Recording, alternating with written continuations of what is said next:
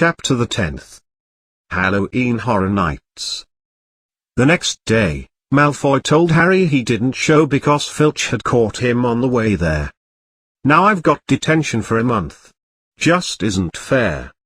Harry and Ron also came to the conclusion over breakfast that meeting the three-headed dog had been an excellent adventure, and they had to have another one soon to get their fix. In the meantime, Harry blabbed to Ron about the package that was picked up from Gringotts, and they spent so much time discussing what could possibly need such heavy protection that they forgot to go to their morning lesson. "It's either really expensive or really dangerous," said Ron. "My guess is both," said Harry. "Has to be. Nowhere we could sell it on the black market?" But as all they knew for sure about the secretive item was that it was about 2 feet long. That wasn't much to go on, they would need further clues. Neither Neville nor Hermione shown the slightest interest in what lay beyond the dog. All Neville cared about was never going near the dog again. Hermione was now refusing to speak to Harry and Ron, and she never quite believed their canine story to begin with. But since she was such an overbearing smarty-pants, they saw this as good thing. Weeks went by, and not much worth noting had occurred. Ron and Harry were so obsessed with finding out what was in the package Hagrid had picked up from Gringotts that they spent many sleepless nights reading over books and newspaper clippings in the Gryffindor common room, missing many meals and several classes. One morning though, as the pigs stampeded into the Great Hall as usual, everyone's attention was caught at once by a long, thin package carried in by 6 large hogs. Harry, who just managed to make this breakfast after skipping the previous 6, was just as interested as everyone else to see what was in this large parcel, and was amazed when the pigs came up and hoisted it right into his lap, knocking his bacon to the floor, which they quickly ate. The bacon slices had barely touched the floor when another pig jumped on top of the pig pile and sneezed a letter out of its snout on top of the parcel. Harry ripped open the letter, and the first thing it said was, "Do not open the parcel at the table. It encompasses your new nincompoop 2002, but I don't want everybody knowing you've got a broomstick, or they'll all want one. Oliver Wood will meet you tomorrow morning on the Quidditch field at 6 o'clock for your first training session. And remember, Potter, don't screw this up. Have a magical day. Professor Hardcastle McCormick, Second in Command Headmistress." Harry had forgotten all about Quidditch and sure didn't feel like devoting precious time to practice when there's a mystery to be solved. Ron, who just happened to make breakfast also, caught a glimpse of the letter. "A nincompoop 2002. I've never even fondled one," Ron proclaimed so loudly that half the hall, which was already watching Harry and his package, put on confused and envious faces. They left the Great Hall quickly, feeling a brawl coming on.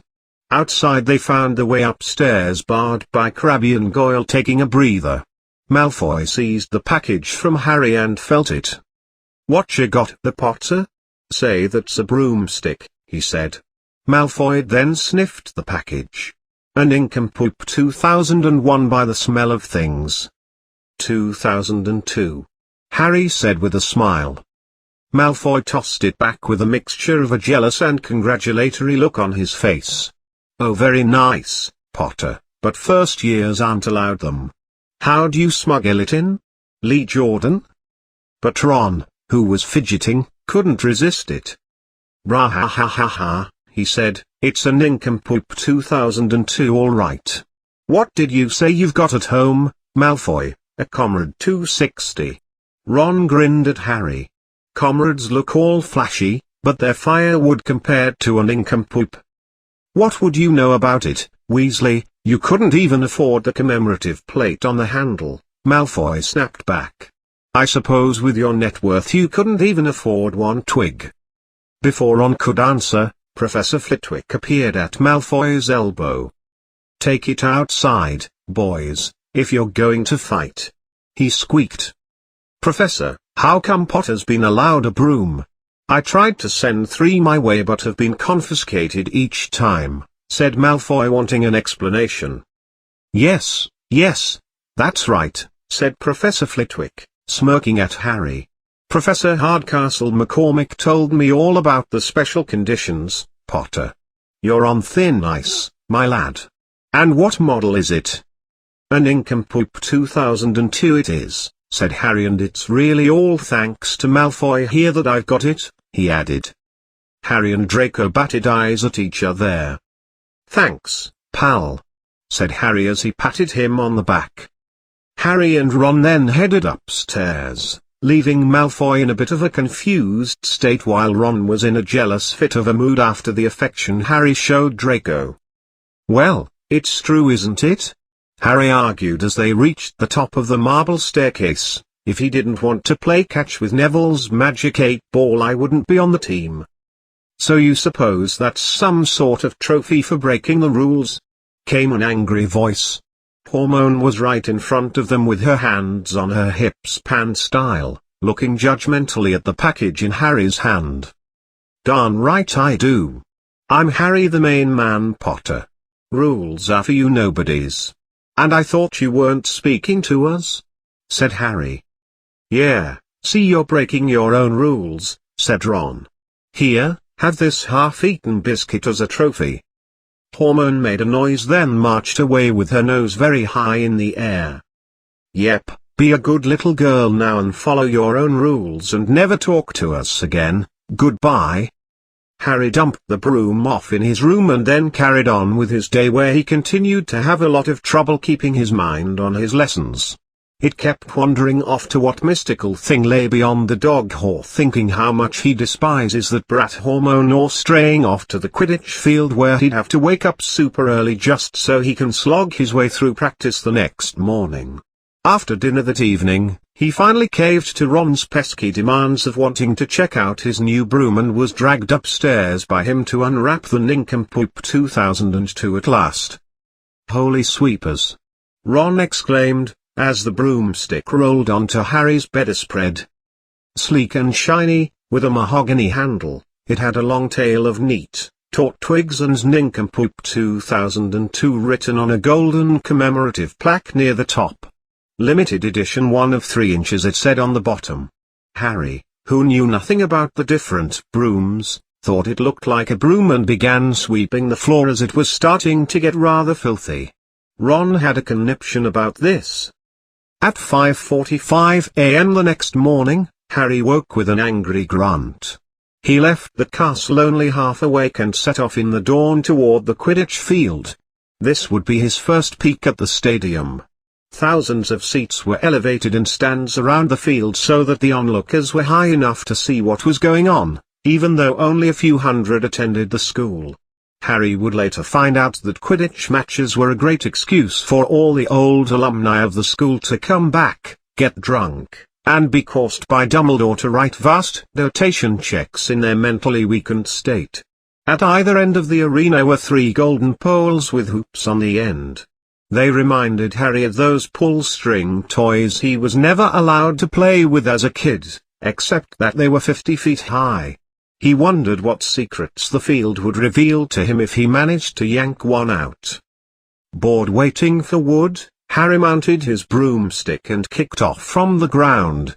What a feeling! He instantly became fully awake and swooped in and out of the goal posts, only banging his head once. The nincompoop 2002 turned wherever he wanted at his lightest touch and was super sensitive. "Harry Potter, come on down." Oliver Wood had made his entrance. He was dragging a hefty wooden crate behind him, messing up the grass. Harry landed next to him. "Morning, Wood." "Nice, I see what you did there," said Wood, annoyed. "Did what?" Harry replied. "Oh, I see what Hardcastle McCormick meant. You really are a natural. I'm just going to teach you the rules this morning, then you'll be joining team practice, which we have 12 times a week." "Sorry, did you say 12? "That's right, Potter. Nothing is more important than Quidditch. Nothing. And if you don't think so, then I want you to walk right off this field now and never come back." Harry began to head towards the castle. "Whoa, whoa, whoa," said Wood quickly in a panicky sweat. "I was only teasing. Come back. Please. Harry did an about-face. Wood gave a sigh of relief and then bent down to unlock the crate. Within its depths were 4 different-sized balls. Right, said Wood. Now, Quidditch is pretty darn easy to understand, but only the real men survive when it comes time to play. Each team throws out 7 players onto the field. 3 of them are called chasers. 3 chasers, Harry repeated like a parrot as Wood took out a bright red ball about the size of a kickball. This guy's called the quaffle, said Wood. The chasers heave the quaffle to each other and try and get it through one of the hoops to notch a goal. 1 point every time the quaffle goes through one of the hoops. Got that? I hate repeating myself. The chasers throw the red thing around and put it through the circles to score, Harry recited. So, it's kinda like basketball. Don't interrupt. Sorry. Now, each side also gets what's called the keeper. I'm keeper for Gryffindor and I fly around the hoops and stop the other team from scoring at all costs.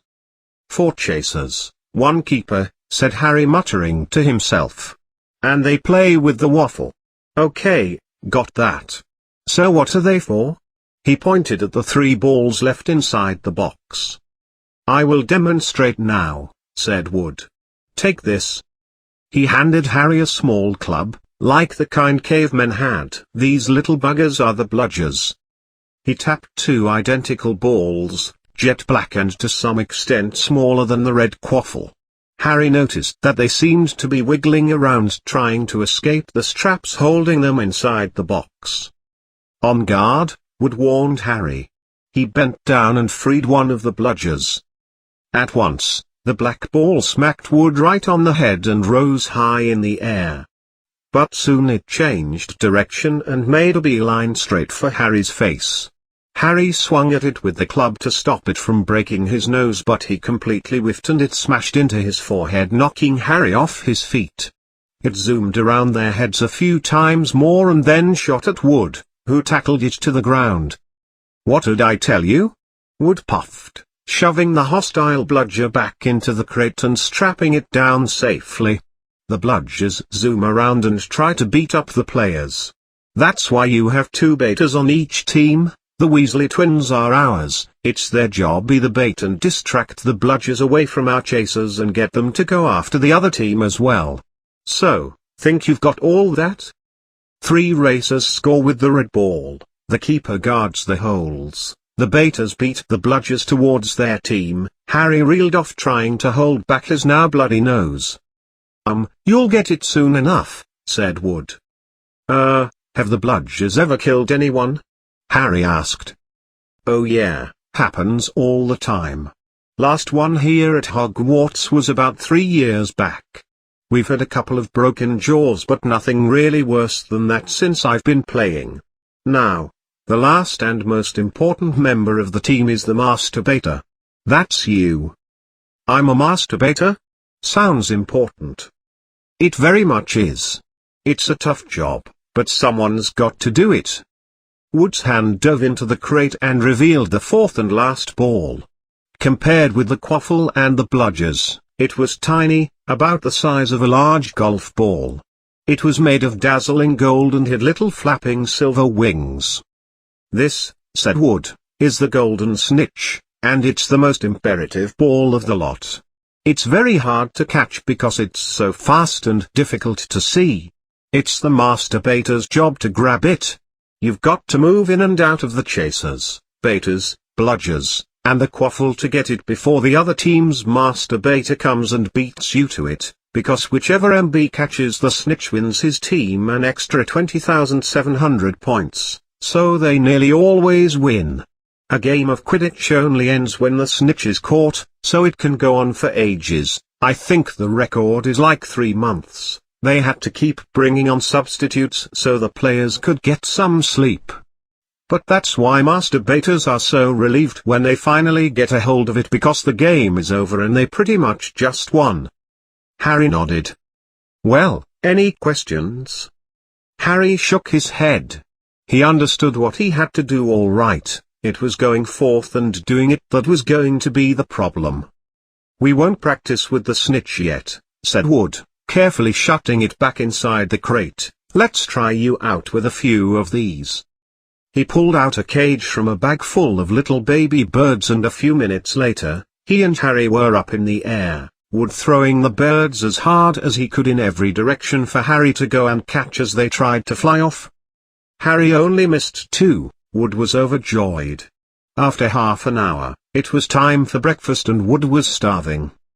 "They might as well just give us the Quidditch Cup right now," said Wood as they trudged back up to the castle. "I wouldn't be surprised if you became our long-term masturbator." Maybe because he was now so busy, what with Quidditch practice 5 evenings a week and then 7 times in the morning on top of all his homework, but Harry could hardly accept it when he realized that he'd been at Hogwarts 2 whole months. People at the castle felt more like his species than those creatures on the private drive ever had.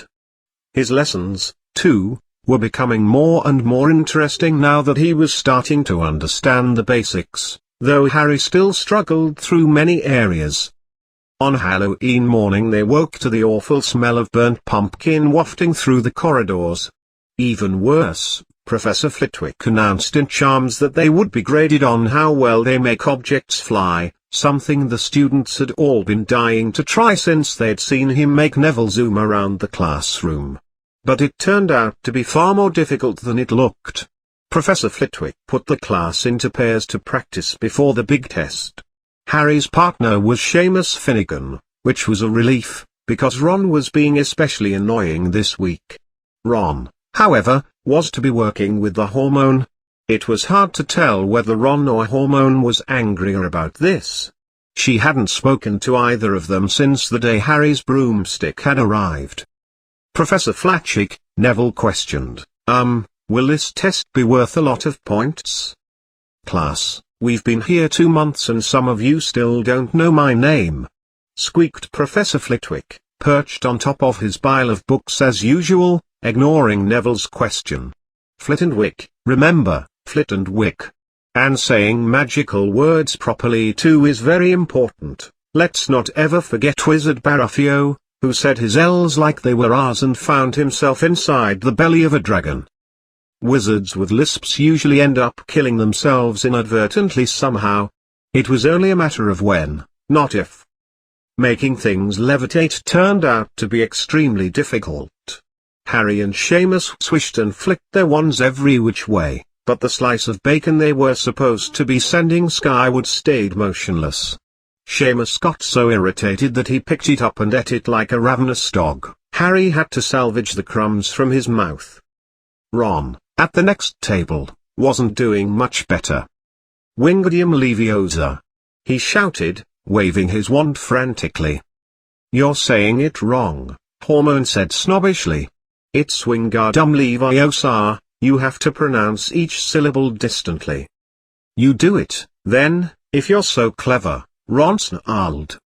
Hormone rolled up the sleeves of her gown, flicked her wand, and said, "Wingardium Leviosa." Nothing happened. "PSH, even the great and powerful Hormone can't do everything," Ron snapped. And in a fit of rage, Ron tried one more time and said intensely, "Wingardium Leviosa." Their bacon rose off the desk and hovered about 4 feet above their heads. "Oh, well done!" cried Professor Flitwick, clapping. "Everyone see here, Mr. Weasley's done it." Ron was in a great mood by the end of the class. "Wow, you really showed her, Ron," Harry said. "Yeah, glad to do it. It's no wonder everyone hates her," he said back to Harry as they shoved their way into the crowded corridor. "She's a nightmare, honestly." Someone knocked into Harry as they hurried past him. It was Hormone. Harry caught a glimpse of her face, and saw that she was in tears. "I think she heard you." "Nah," said Ron. "She started to tear up right after I showed her how it's done. Guess she's a sore loser and can't take the fact that I did something before she could." Hormone was a no-show for the next class and wasn't spotted all afternoon. Racing down to the Great Hall for the Halloween feast, Harry and Ron overheard Parvati Patil telling her friend Lavender that Hormone was crying in the girls' bathroom and sought to be left alone. Ron looked giddy at this, but a moment later they had entered the great hall where the Halloween decorations put Hormone out of their minds. 100,000 live bats fluttered around the room, with many swooping down to attack the students every so often. The feast appeared suddenly on the golden plates, just as it had at the start of term banquet and every nightly grand nightly feast since. Harry was just helping himself to a big all-candied apple when Professor Quirrell came bursting into the hall in such a dramatic fashion that you would have thought he'd been practicing it for weeks. Everyone stared as he reached Professor Dumbledore's chair, slumped against the table, but cocked his head halfway around so that the students could also hear him say, "Troll, in the dungeons, thought I'd relay the news." He then sank to the floor in a melodramatic faint. A couple students clapped in amusement. Professor Dumbledore began shooting several purple firecrackers from the end of his wand until the fire alarm was triggered and began drenching everyone with water. "Perfects," he rumbled, "get your houses back to the dormitories immediately." Percy was in his element. "It's go time. Follow me. Stick together, you first years. No need to fear the troll if you follow my orders. Stay close behind me, now. Make way, first years coming through. Excuse me, I'm perfect." "How could a troll get in?" Harry asked as they clambered out into the dryness of the corridor just outside the great hall, wringing out their clothes as they walked on. "Don't ask me, they're supposed to be really stupid," said Ron. "I bet you Peeves let it in for a bit of Halloween fun." They passed different clusters of people dashing in different directions. As they jostled their way through a horde of confused Hufflepuffers, Harry suddenly grabbed Ron's arm. "I've just thought, Hormone." "What about her?" "She doesn't know about the troll." Ron bit his lip. "So? Let her fry if it comes to it." And he shoved off Harry's arm. "You're right, it's not worth risking my life to save hers. Better play this one safe." On the way up the stairs, Harry caught a glimpse of Professor Snape. He was not with the other teachers heading down into the dungeon, but instead was very shifty heading towards the 3rd floor. "Ron, look, where's she off to?" But they had no time to investigate further. Harry was thinking of nothing but his own safety and rushed to Gryffindor Tower as soon as he could. Shortly after their arrival, what remained of the feast, soggy dishes and all, appeared before them in the Gryffindor common room. Harry was drying out the cornbread by the fire some time later when Hormone stepped through the portrait hole, followed by Professor Hardcastle McCormick. Hormone looked completely ravaged, like she had just been through a tornado with all kinds of stuff sticking in her hair and robes. "The troll has been neutralized, you can all stop worrying," Professor Hardcastle McCormick stated. "This one," she put her arms around Hormone, "was found in a pile of rubble in the girls' bathroom. She appears to be all right, only slightly shaken. I still say you were lucky, child. Not many first years would live through a full-grown mountain troll assault. As for Percy, you obviously left a student behind and 2 points will be deducted from Gryffindor." "Ah," Percy groaned from the corner.